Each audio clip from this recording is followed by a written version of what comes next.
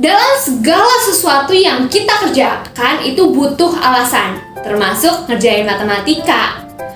Nah, sebelum itu aku mau tanya nih guys, kalian pada suka pelajaran matematika nggak? Oke, matematika itu kayaknya ya, kalau aku lihat dari teman-teman aku, itu pelajaran yang paling susah di antara pelajaran-pelajaran lainnya. Nah guys, aku sendiri jujur nih guys, kadang suka tapi kadang juga kesusahan gitu guys kalau ngerjain matematika. Jadi tergantung materinya itu apa. Sampai guys, akhirnya aku mendapatkan 6 alasan kenapa aku harus belajar matematika. Ayo, mau tahu nggak nih 6 alasannya ini apa? Yang pertama guys, melatih kesabaran. Gimana nggak melatih kesabaran ya guys? Ketika guru nih di kelas atau misalnya di online gitu ngajarin, itu kan pasti berkali-kali guys nerangin gitu. Dan kita harus sabar lihat gurunya nerangin.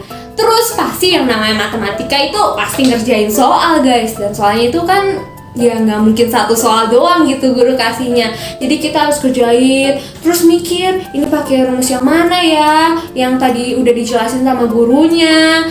Nah, ketika kita ngerjain banyak soal, itu juga termasuk melatih kesabaran kita loh guys. Oke guys, terus bayangin ya, nih dari SD kita ini belajar matematika 6 tahun. SMP kita juga ketemu matematika lagi 3 tahun. Terus SMA ketemu lagi sama matematika 3 tahun. Jadi totalnya guys 12 tahun kita belajar matematika terus. Nah gimana nggak sabar ya guys? 12 tahun belajar pasti kita jadi orang yang sabar banget ya guys ya. Nah yang kedua adalah mengembangkan otak kiri. Jadi guys, bagi kalian yang suka kayak musik, seni, kayak melukis gitu, terus membaca, menulis, itu tandanya kalian sedang mengembangkan otak bagian kanan kalian guys. Nah, tapi kalau misalnya kalian suka lebih ke yang arah hitung-hitungan, berpikir kritis, atau sebagainya, itu berarti sedang mengembangkan otak bagian kiri. Nah, dalam mengerjakan matematika ini, itu berarti kita sedang mengembangkan otak bagian kiri kita guys. Hingga otak kanan dan kiri kita ini bisa berkembang dengan seimbang guys. Gak salah satu aja nih yang berkembang, tapi otak kanan dan otak yang kiri. Nah yang ketiga guys, membantu berpikir sistematis dan kritis. Nih guys, gimana gak sistematis? Ketika kita dapet soal matematika guys, itu pasti guru kita selalu minta ngerjain ke kita itu pakai yang namanya diketahui, ditanya, dijawab, dan kalimat jadi guys. Nah itu kan harus tersusun guys, mulai dari diketahui, ditanya, dijawab, dan kalimat jadi. Itu juga termasuk sistematis guys namanya. Dan gimana nggak berpikir kritis guys? Ketika kita lihat soal itu pasti kita harus mikir ya guys, berpikir kritis. Aduh ini pakai rumus yang mana ya buat ngerjain, buat selesain ini satu soal matematika. Jadi kita harus berpikir kritis.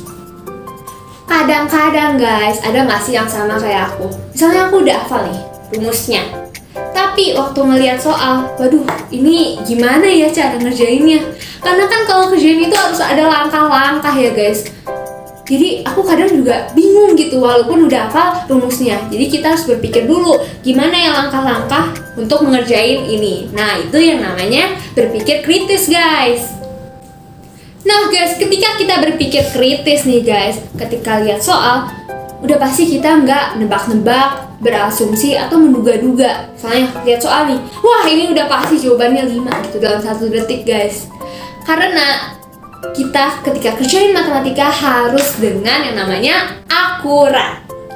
Nah, yang keempat guys, membuat kita lebih teliti, cermat, dan tidak ceroboh. Gimana tidak teliti ya guys? Ketika melihat soal, pasti kan kita harus jawab satu-satu dengan teliti. Nggak mungkin tuh kita jawab, wah ini 10 soal, langsung kerjain karena ini gampang gitu. Terus pas akhir-akhirnya, ternyata salah. Terus salahnya itu bukan karena salah rumusnya, tapi salah penghitungannya gitu, perkaliannya atau pembagiannya.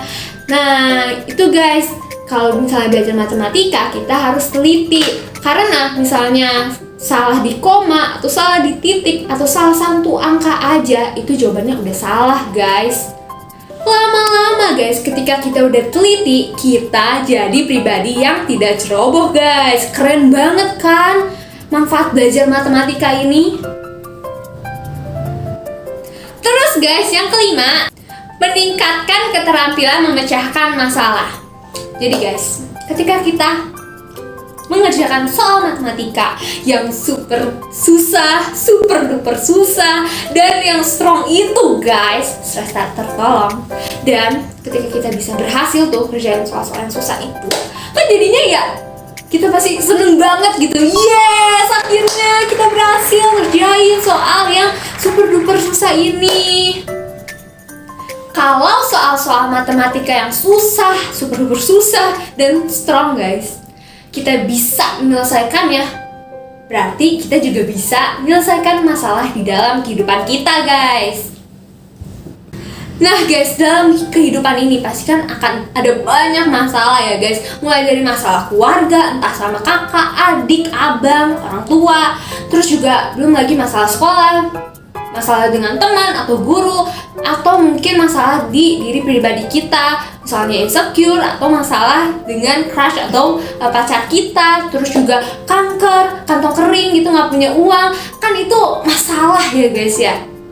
Nah, semuanya itu bisa kita selesaikan guys. Kenapa? Karena kita udah terlebih dahulu berhasil guys memecahkan masalah yang yaitu soal matematika yang sulit itu guys.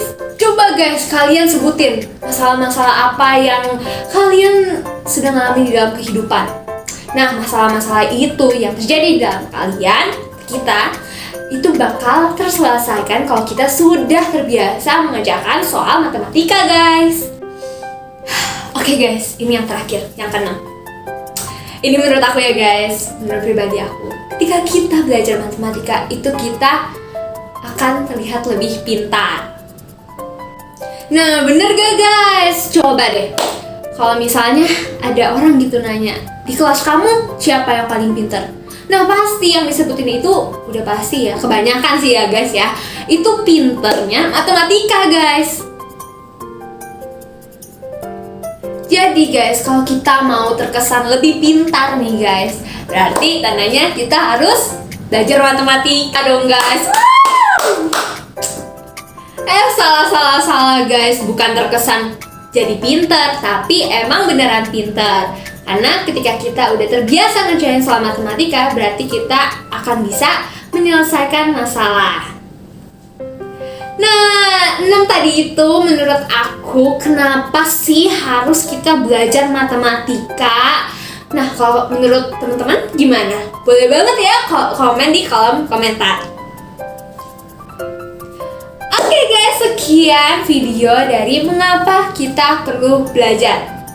Saksikan di series ini di video berikutnya ya guys. Terima kasih sudah menonton. Jangan lupa untuk di like, comment, share, and subscribe. And selamat belajar matematika guys.